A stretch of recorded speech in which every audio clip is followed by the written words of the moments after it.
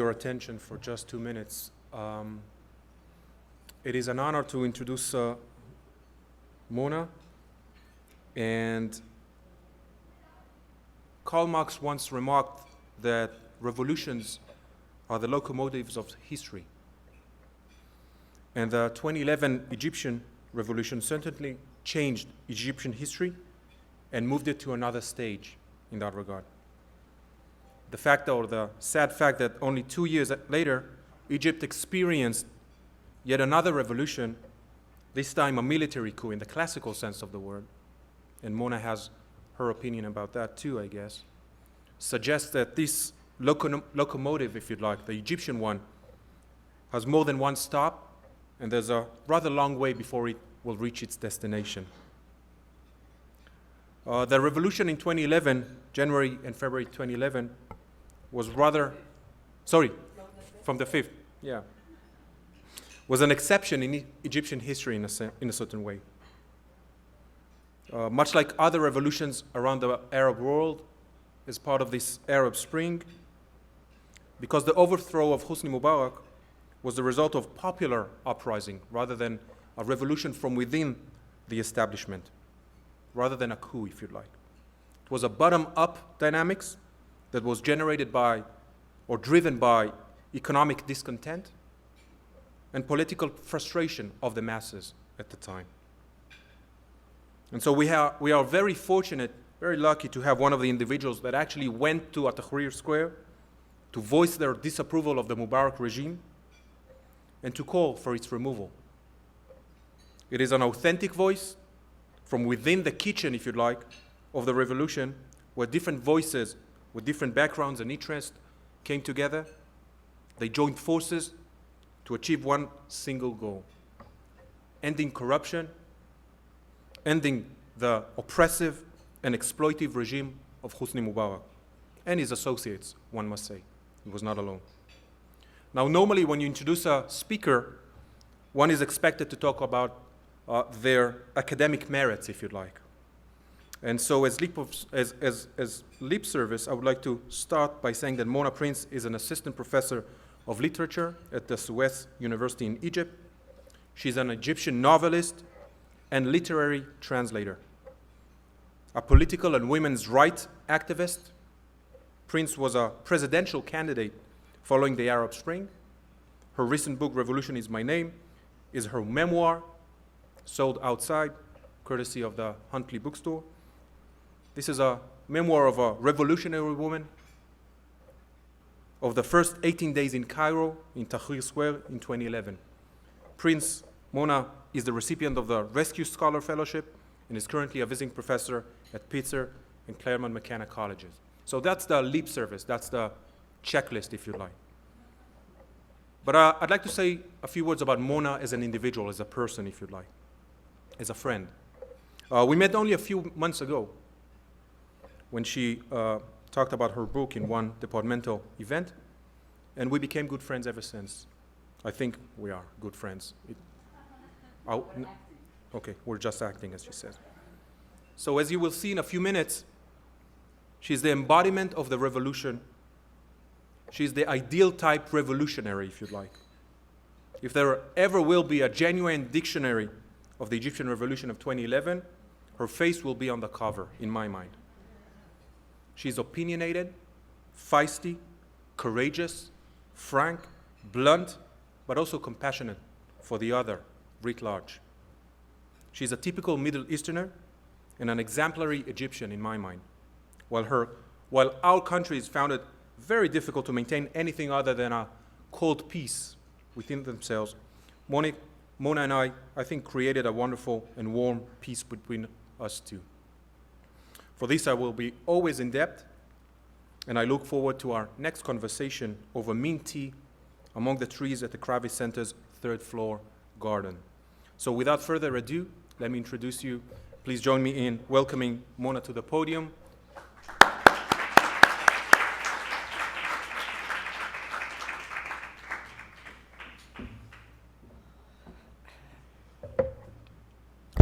Thank you, my friend.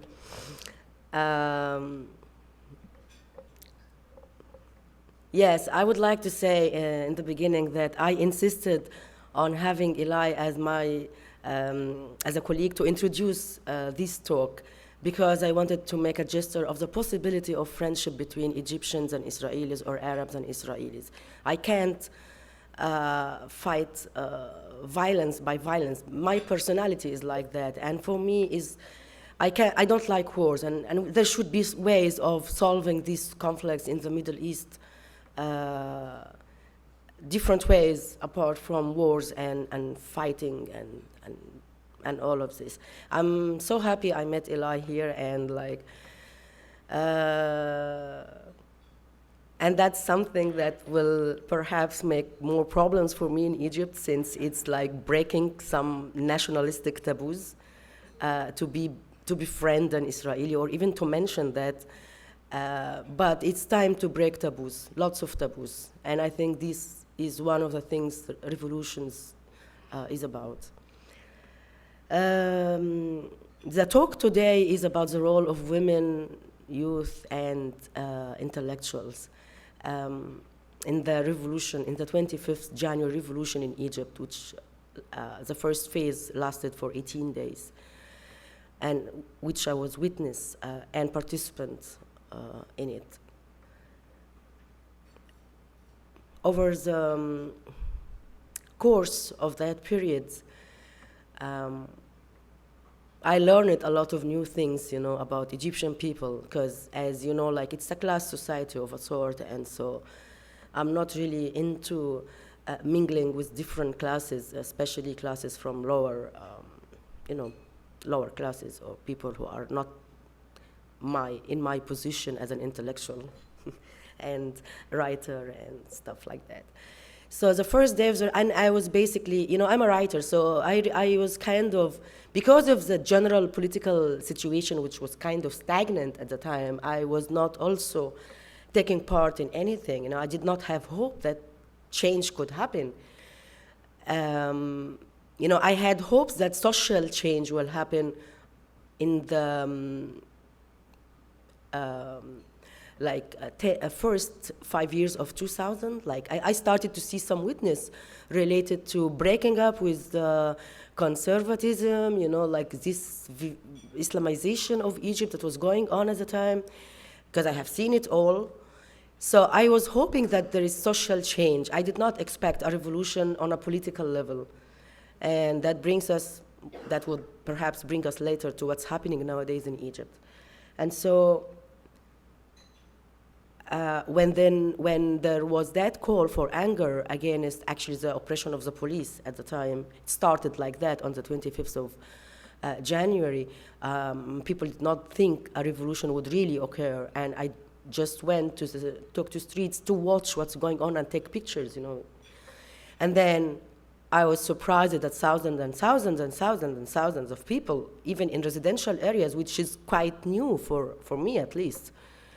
And we survived the brutality of the police on that day. And like in my book, I have written all those details of the 18 days in a narrative way, and as naive as I was at the time as well, about solidarity between all Egyptians at the square, about perplexities, confusion, support, worries, fear, sense of humor, which really helped us survive a lot.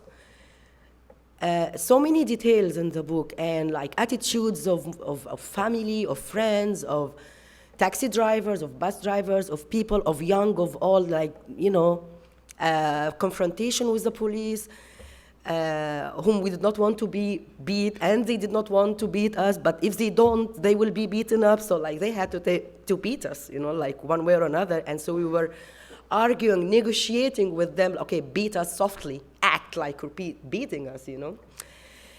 Now, this culminated in the ousting of Mubarak on the 11th of February. And at that time, so people were demanding freedom, civil society.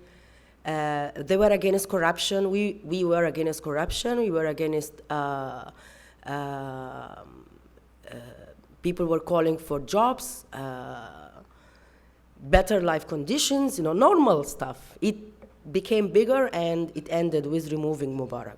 However, the system has not really changed. We just discovered after that, okay, it's easy to topple the head of the regime, but the regime doesn't change like that.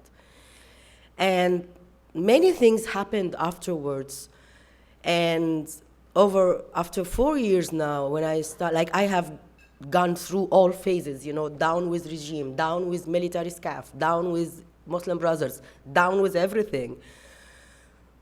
Okay, where are we going from there? Where do we go from here? Okay, we may have succeeded in removing Mubarak from the top of the regime, but we, as people, did not really change that much when it comes to civil rights and freedom of expression and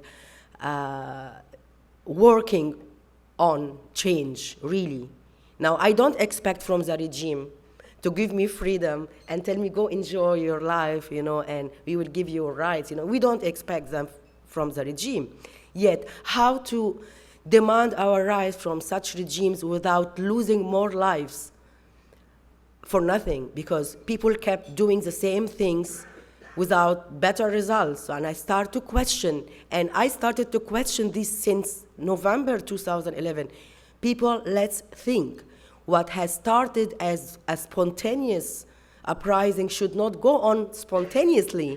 And we cannot just go on doing the same thing and expect different results. And now the regime is really fighting us, and we can't go on like that. We have to think of what we do. We have to find other strategies. Now, some people of those who are called revolutionaries, were still adamant on this way of protesting and this way of marching and this way. And they start to lose support from the people as well.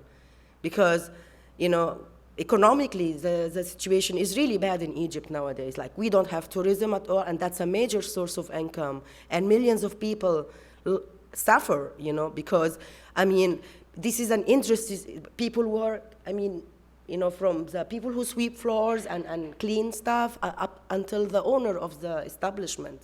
All those people have been damaged economically, their families as well, and I'm talking about millions of people. So, and I have witnessed lots of discussions with people in the street. Now, as an intellectual, I was not suffering as a middle-class woman, university professor, intellectual. I personally was not really suffering from anything during Mubarak's time. I have a very good life. If you want to say, I have a house, I have a garden, I have a car, I have a family, I don't need something for myself. But I was basically against the corruption. And for me, that regime was responsible not only for the killing of people during the revolution, but for me, it's distorting the Egyptian character. And that's my thing. And if they are all out of jail now, they are all not guilty of anything that happened during the revolution, of all the charges, And that's something else. Now, if the Ministry of Interior did not kill us, who killed us? We have the right to know that. And I might not be able to accuse you because I don't have evidence. But you failed to protect me. That's something we have to talk about as well.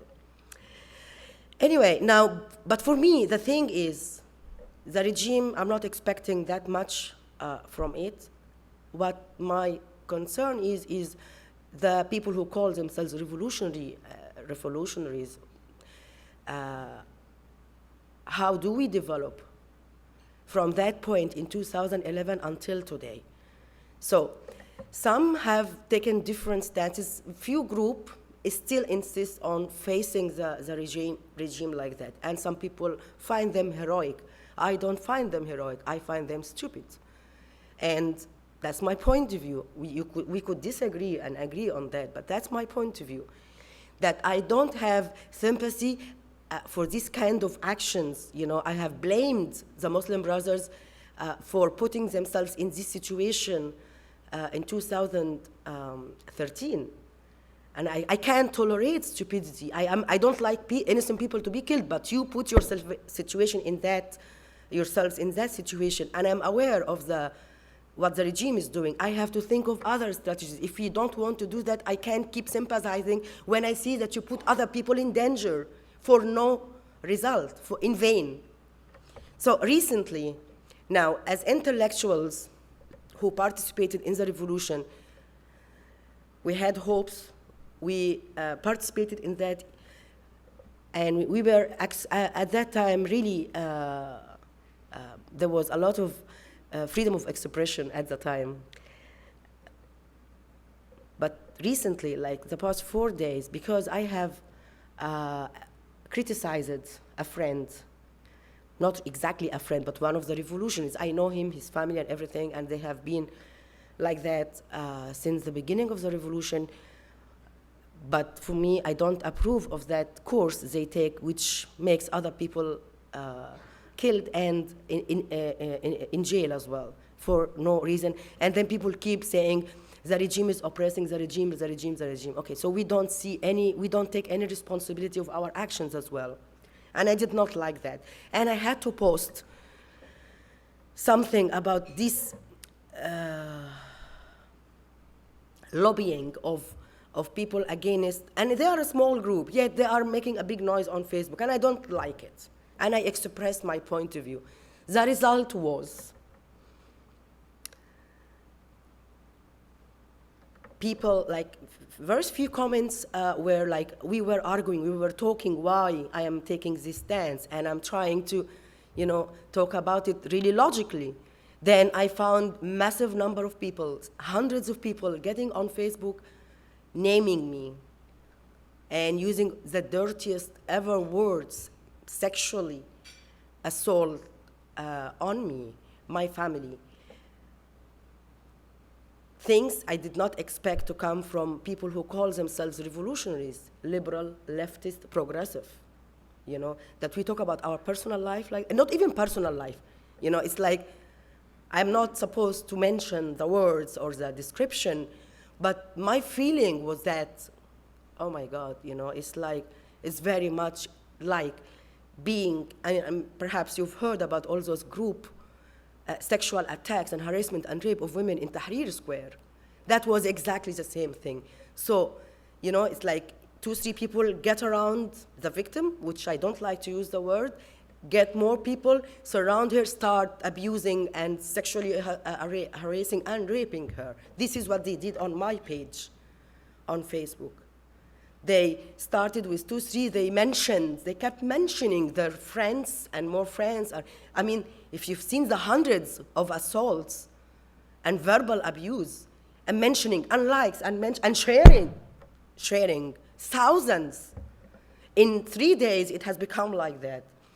And then you see, so people, my attitude was like, in the beginning I thought, okay, delete the post, and I said, no, I'm not going to delete anything. I'm going to block those people, but I'm going to keep the comments as a proof of the mentality of those who wanted at one point to rule Egypt and say they are revolutionaries. Just to expose the mentality that these people cannot tolerate a different point of view.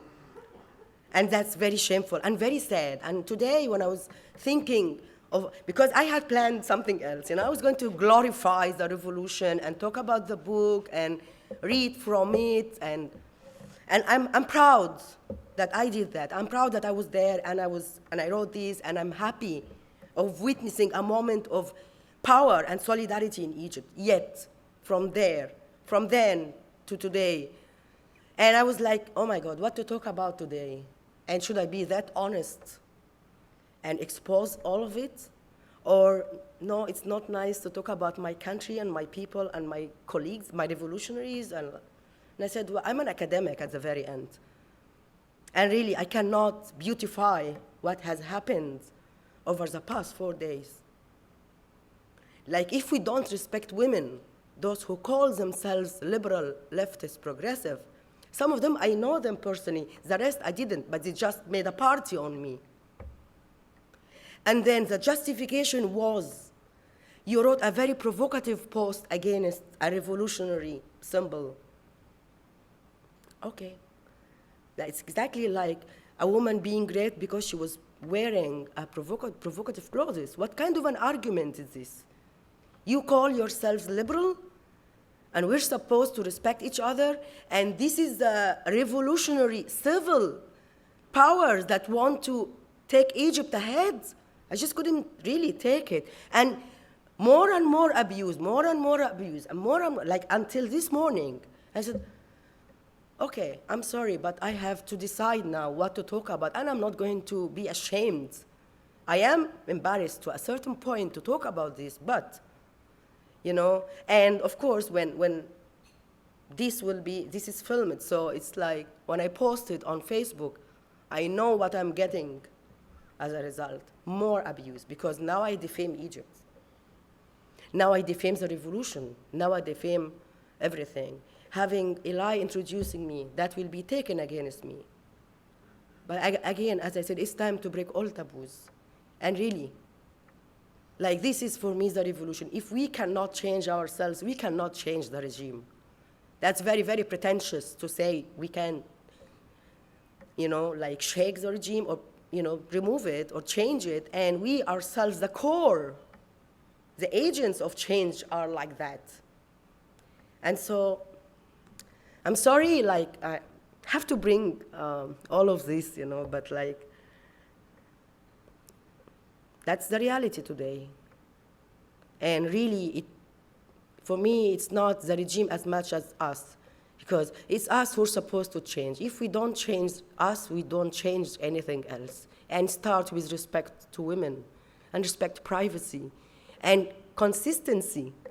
Now, I haven't seen, now, the Muslim Brothers supporters who accused me and also used some of the sexual assaults as well, I found them like where they were kind of consistent with themselves, even though, you know, they were so mean as well. But these people, like those liberals who claim something and they cannot even hold to what they claim, that was big shock to me. And I'm so happy that one of the friends who unfriended me because of my previous post wrote a post criticizing all this masculinity that has to devour a female like that simply because she said something different from them. And she wrote a nice post talking about this point. And the good thing, it opened a lot of discussion, and so people started sharing her post as well. And then one said, like, okay, Mona's post, I did not like it, but I'm so happy it opened this discussion to face ourselves and see ourselves in the mirror. Who are we? And I stop here at who are we and where are we heading, and I leave time for discussion. Thank you.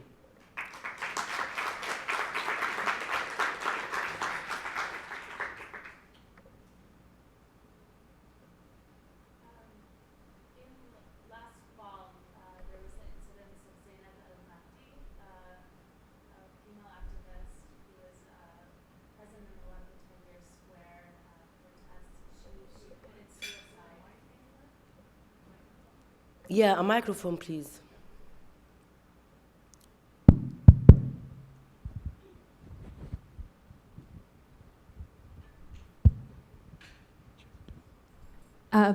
In the fall of last year, Zainab El-Mahdi committed suicide, and she was an activist who had been present in a lot of the protests during the Tahrir Square demonstrations.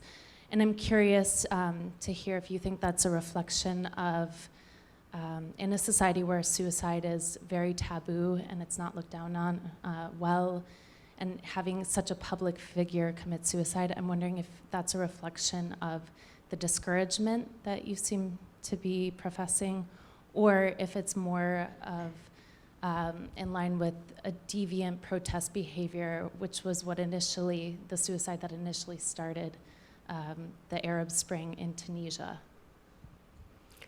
Well, I mean, that's a very hard question, but like when it comes to suicide, like when it started in Tunisia, there were so many jokes about it in Egypt. And I have used all the jokes that were on Facebook regarding the matter here. So I don't have time to read everything.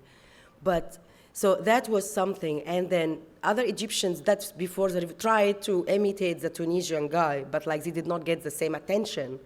Now, this girl, I don't know her personally, but I can understand her frustration. And I mean, there has been, at that time, a lot of talk also, you know, like, now this is one thing, we have this expression in Arabic which means haria. I don't know how to translate that in English, but it's like when you keep talking about the same thing and just passing judgment and keep talking as if you have nothing else to do in your life except this thing. So, and also we have another problem that we keep making judgments on everything which we don't know anything of. That's a typical Egyptian thing. So this girl, which I don't know her, I could not, I mean, like, my personal view, I just did not share all those comments, whether pro or against, because that's a very personal decision for me to commit suicide. Whether it's out of frustration, out of misery, out of a rational decision, I don't know her and I don't know, and it's not really my thing to talk and judge people. There were also division, of course, like, should she do that? And how, every time someone, I mean, like this girl was committed suicide. Then there was Shaimaa Sabah, who was killed and shot by supposedly the police. Everybody's using those people. So you find the Islamists, oh, this girl, she was Muslim brother. No, she wasn't. She's liberal. No, she's not. If she's liberal, she shouldn't do this. She shouldn't commit suicide. Let her in peace. And then a lot of talk. Shaimaa was like, no, like that. I mean, there is, these perhaps reflect a sense of frustration and insecurity, but also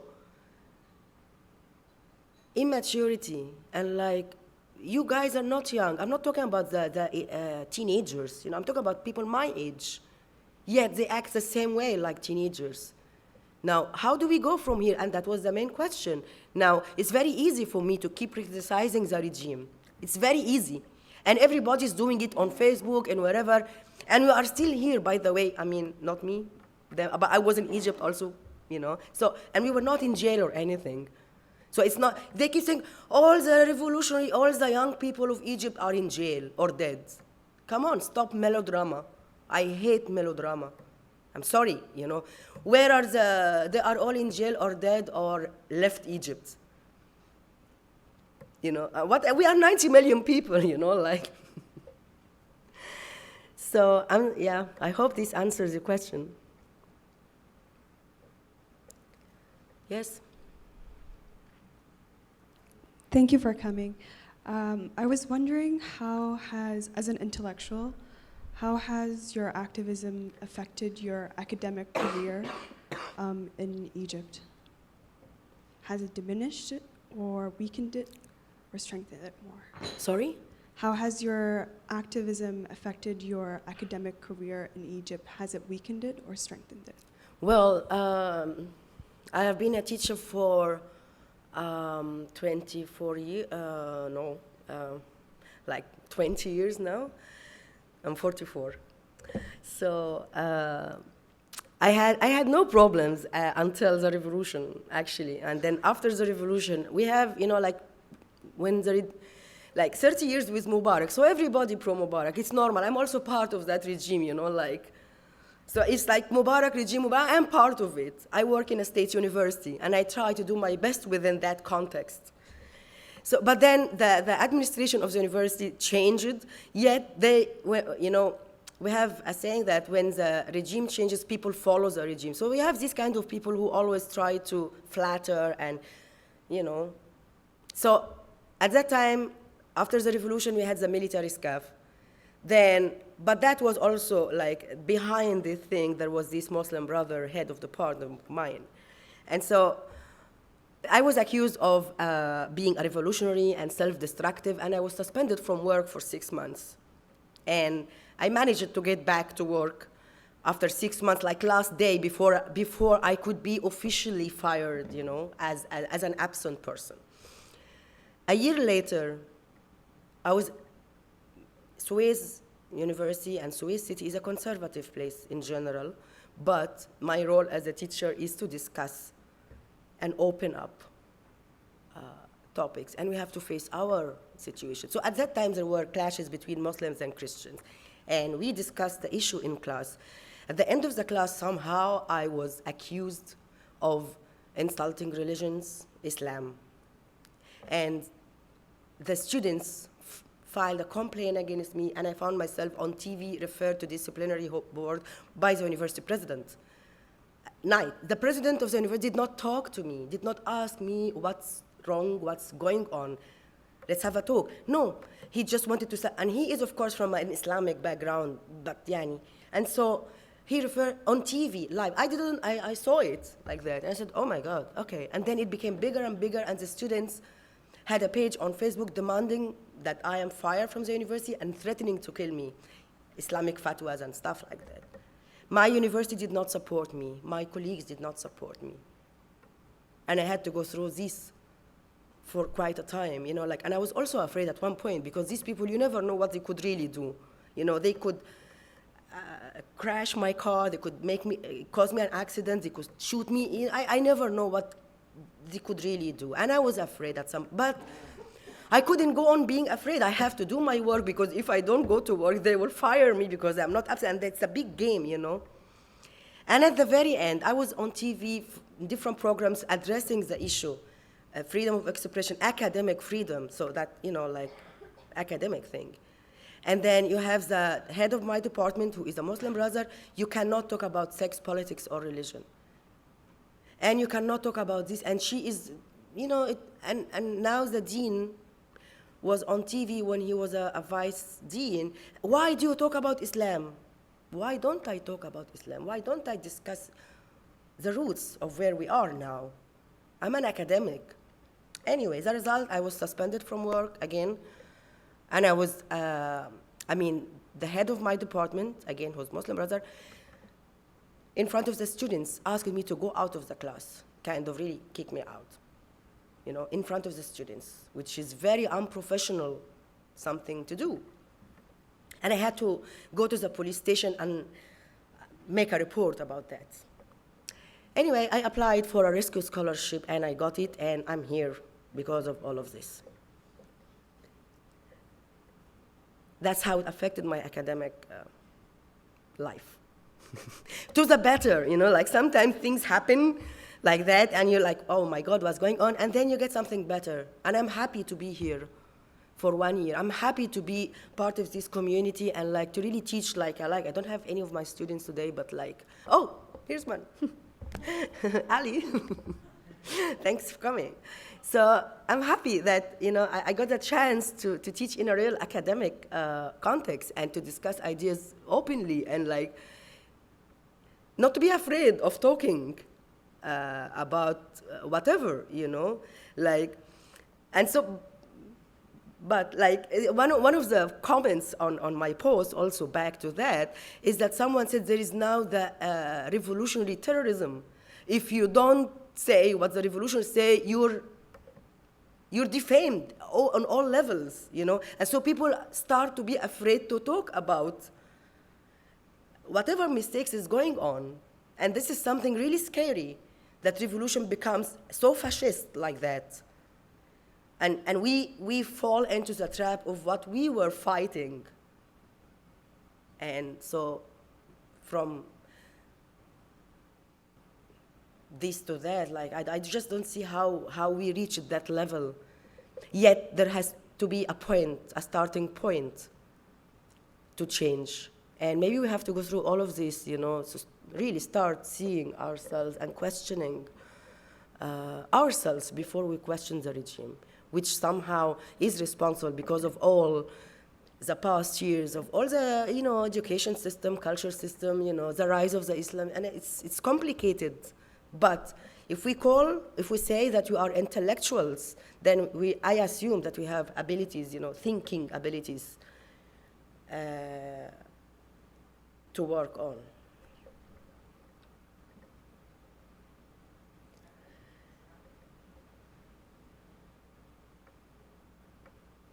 Very much. I think you're very brave for coming here and telling us your story. I'm an anthropologist who's lived in villages in the Middle East, and this question maybe isn't what you're talking about, but I was always curious, how much has the revolution involved the villages of Egypt or the women? Do you have any information on that? Did they support it? Did they?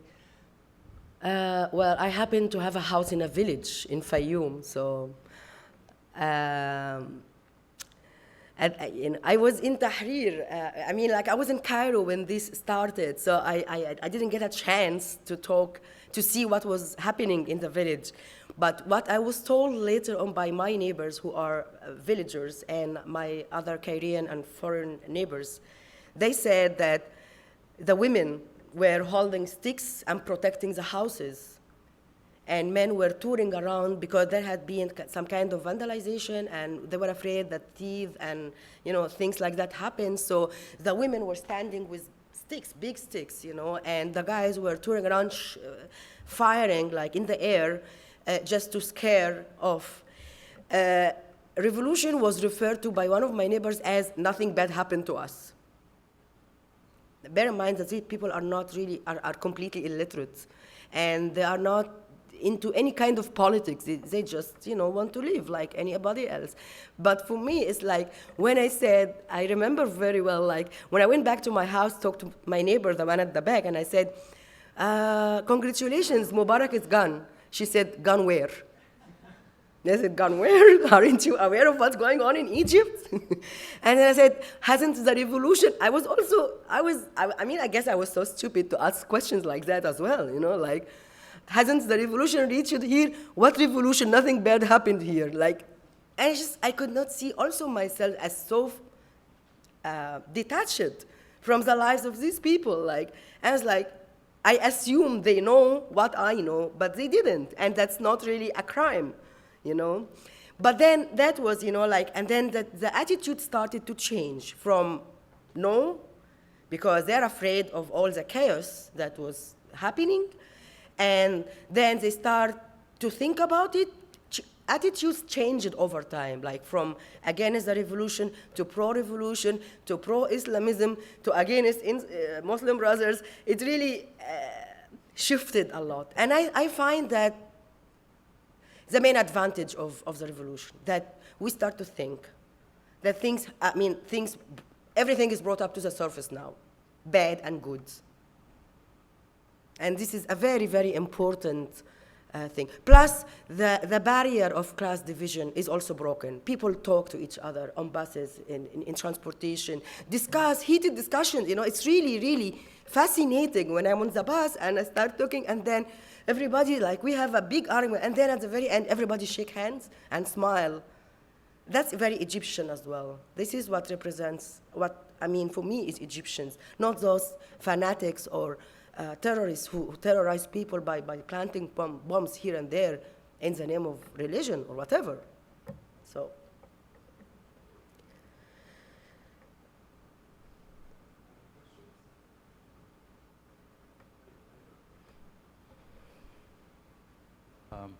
I'm just wondering, just let me quote Robespierre, who said, revolution is like a cat that eats its own Yeah, children. It has been said on Facebook a lot. And this happened a lot in a lot of revolutions. My question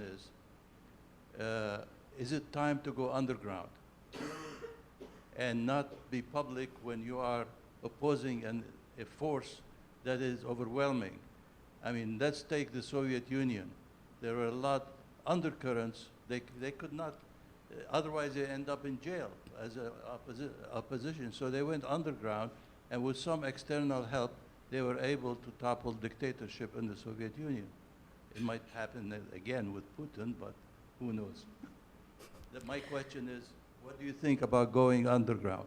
I don't know. I think we have to think of all possibilities, and at the same time, like, the regime at the moment is not totally suppressing people, because we still talk, we still criticize, we still do things, and we can do things. Now, for me, when you expose corruption in your institution, I don't have to march, I don't have to make a sit-in or a stand if this is going to put me in jail or not even bring that, because I can't keep protesting unless I have millions of people supporting me. And it happened one time. Doesn't mean that I have to do the same thing, because now I don't have this support.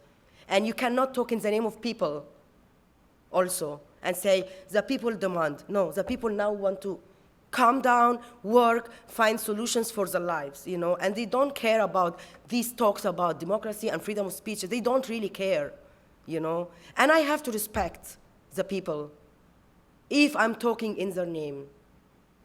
That's the basics for me. And we have to work on that. We have to work on ourselves, you know. We have to review and question our attitudes, our development, our everything, you know. That there's nothing wrong to change. But no, so I'm also accused of, how come you were in Tahrir Square, now you are on almost on the other side. Now there are different things, happened around us. Egypt is not in the air. You know, like we have to look at the regional map as well. Look what's next to us, what's happening around us. Now, is this the time to go and say down with the regime? And so, it's okay, we can bring down Sisi, no problem. What's next? Are we going to repeat the same thing over and over again? Like really, we have ISIS in Libya, ISIS in Syria, Sudan, they have always civil wars there and divided now into two countries, an Islamist Israel, and then you have Saudi Arabia, and then you have Hamas. Only stable country is Israel, strange enough. Strange enough. So it's really complicated. I have to see everything. You know, I have to try to see, because I can't, not necessarily I see everything, but I try to see and try to understand the variants, the different variants, you know. But I can't keep saying, no, I have to do this, Now, okay, what if ISIS is in Egypt? Inshallah, will not happen, but, so where do we go from there? How can we demand for any rights? Any rights? We will only be thinking of surviving at that point. You know, I have to keep, I'm not saying that the regime is good in Egypt. The regime is not good. And there are so many problems in Egypt. And the institutions are really, really in bad condition, let's say. Infrastructure, many things, you know.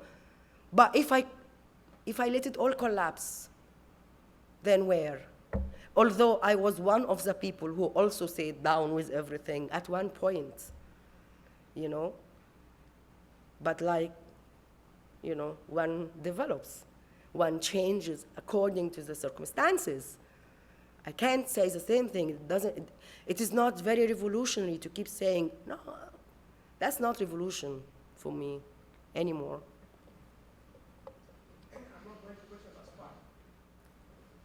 The question is, you know, I'm very proud of you and what you did and what you're doing, but what is the solution? You are blaming 90 million people to be quiet because they like to go to work in the morning and feed their kids and send them to school. What is the solution in your mind? You've been through 4 years of revolution, you're still thinking about it, you still try to improve the situation, but economically we are in despair. So what do you expect the people to do? What is the solution? I'd like to hear your views about, we have all this problem, I agree with you, I'm not going to argue with them, despite I have some disagreement, but overall, what is the solution? Where do we go from there, in your mind? That was the question I was asking, where to go from here. You're giving it back to me.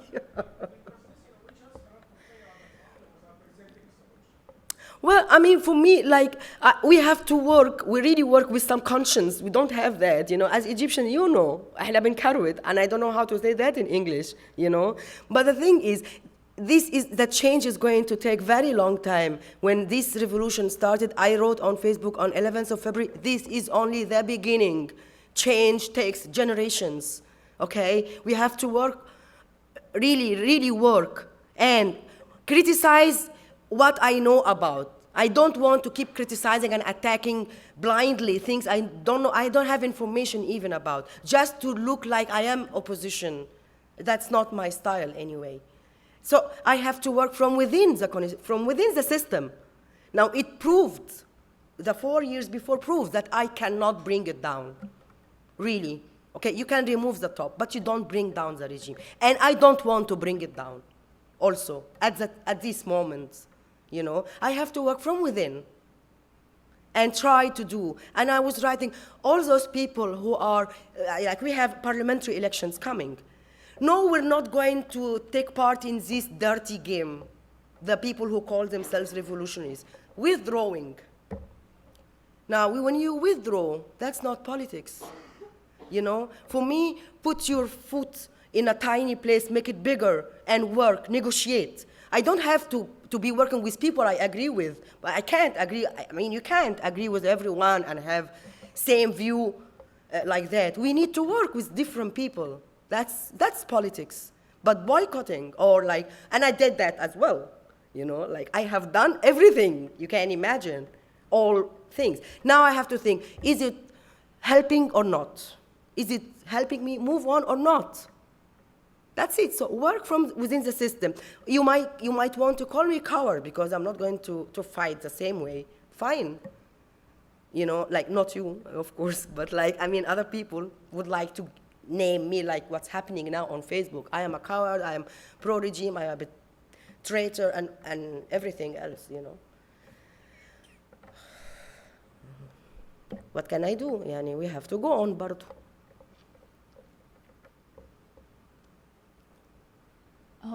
So what did the revolution bring that is positive? Because since the Sisi regime seems to be as bad as Mubarak, and that now you don't feel that it's worth toppling him down, so do you regret having done what you've done during the, the revolution? No, I don't regret. I'm proud of being one of the people who made this happen and who participated in that. And I still have hope that things will definitely change to the better. It's just a matter of time, you know? Even though, like, at some point, because of those who call themselves revolutionaries attack me, I am not going to really say, oh, I wish it didn't happen, or I wish I was not part of it. On the contrary.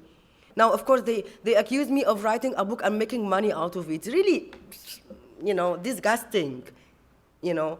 Like, I'm happy that I wrote this because I wanted to document my experience, and because I know that history will be falsified. This is our habit, falsifying history. And I wanted to write it. Maybe things are not very accurate, because also many of the stories I heard, I was not eyewitness to everything. And so I'm not even sure of some of the stories that I mentioned here, you know. But I'm proud that this took place. I'm proud that we are at this moment of shaking roots on all levels. It is very important, and I think this is one of the advantages. And it's going to take time. But really, you need to, you know, like when you want to plant something, you really need to shake the soil and air and bring clean. We need to do that. But for me, start with myself. Not only the regime. My point of view, I could be wrong, of course.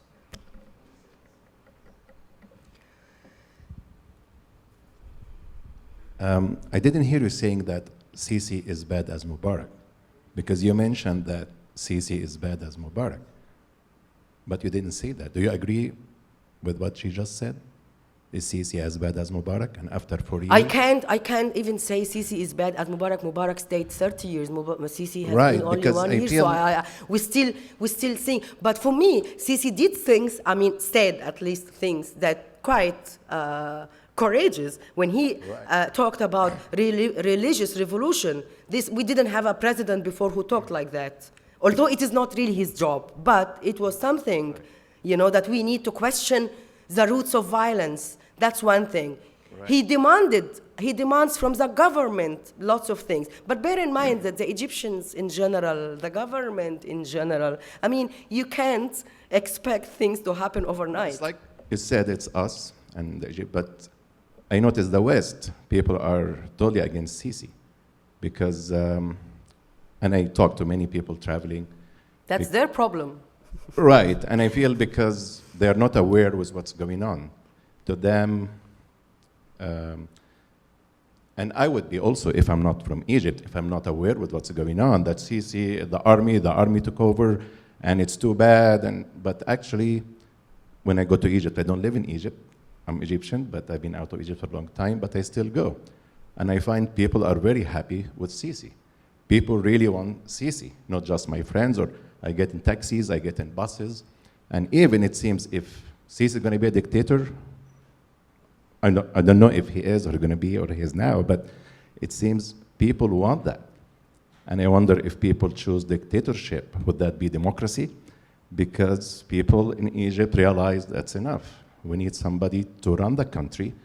And Sisi, hopefully, he will be doing a good job hopefully after the revolution, he would be aware that you cannot go back to the old time and the old age. So we are hoping for Sisi. Maybe we wished for democracy, but we realized it's not going to work. Maybe we're not ready now.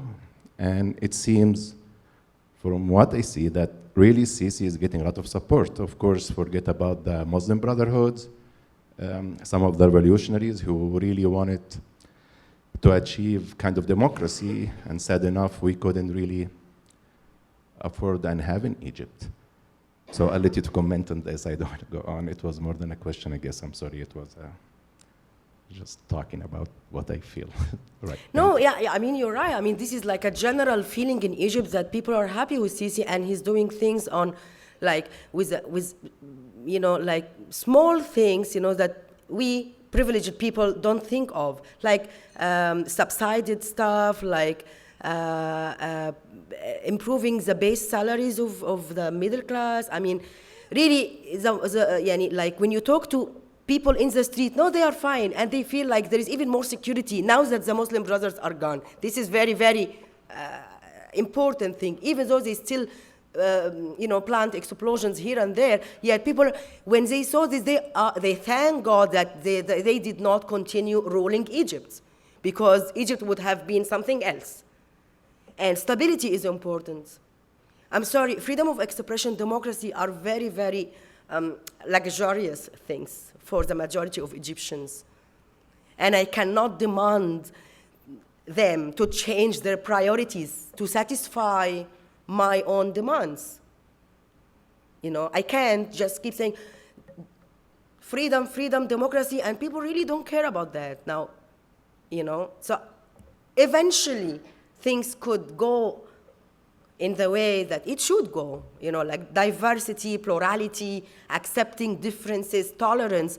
Eventually, you know, we will reach that stage. And we were talking about a starting point. I was talking with Eli about it, and I said, he mentioned the Russian example, and I mentioned that Omar Suleiman also said that in Egypt, like the Egyptian people are not ready for democracy. It is true, but there has to be a starting point. Maybe, you know, like, and you can't postpone it, you know, like, even if you say not now, then another time. And if you wait for education to improve and people really start to think critically, might not even happen because of the way our education system is.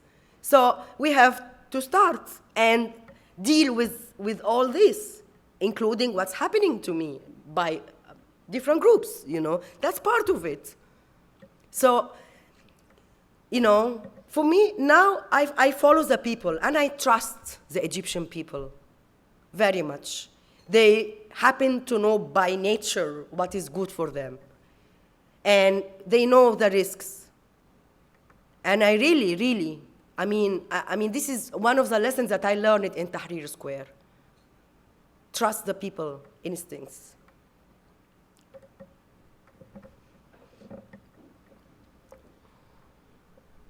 Sisi is so popular, and I agree that he is. Why does he feel the need to, you know, why have the press freedoms been curtailed so much? Why has he put, you know, those Al Jazeera journalists in jail? Not him directly, of course, the judiciary, but it seems like he's acting out of insecurity, not popularity, with some of these repressive measures. Well, I don't know if Sisi issued sentences like that, and really I don't know if he feels insecure or not. I mean, that's not my priority as well. You know, my priority is my country, not some journalists. My country, 90 million people, you know, who are somehow threatened by groups around us in the Middle East. That's my priority. Not some journalists who badmouth Egypt as well, and they just keep saying nonsense. And Al Jazeera, everybody knows that it displays false stuff. Like, I'm sorry, you know, I don't care about that.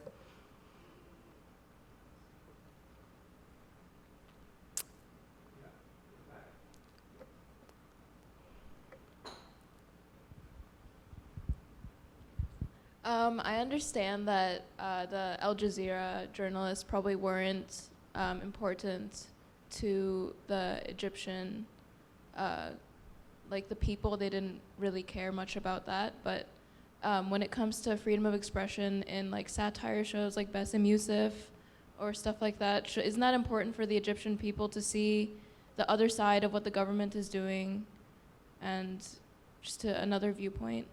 Well, I mean, there are different points of view, spread on Facebook, in different social medias, maybe not on TV, and I don't watch that much of TV, But the thing again, the Egyptians have decided what are their priorities, and I should respect that. I should not keep on. There is this latest thing against Liliane Dawood, who is an Egyptian Lebanese originally TV broadcaster. And there is an attack against her because she said something different from the mainstream. Yet we support her. What is this talk about? She should be deprived of Egyptian nationality. And I had to write a post about that. We need plurality, we need diversity, we need different points of view.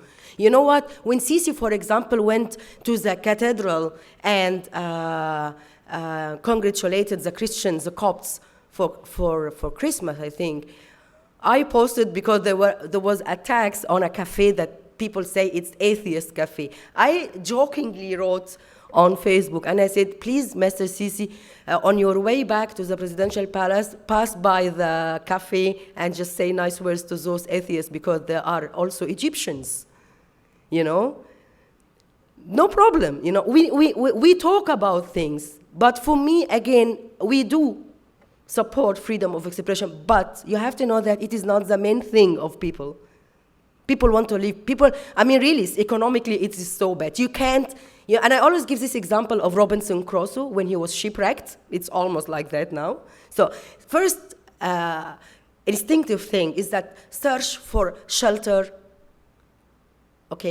food, clothes. Once these things are satisfied, Robinson Crusoe started thinking and writing a journal, reading the Bible, and questioning the beliefs that he was brought up to. This is a development. I can't jump from being hungry, don't have food, to I am thinking critically and freedom of expression. I can't. When you don't have basic rights, you can't think of further rights.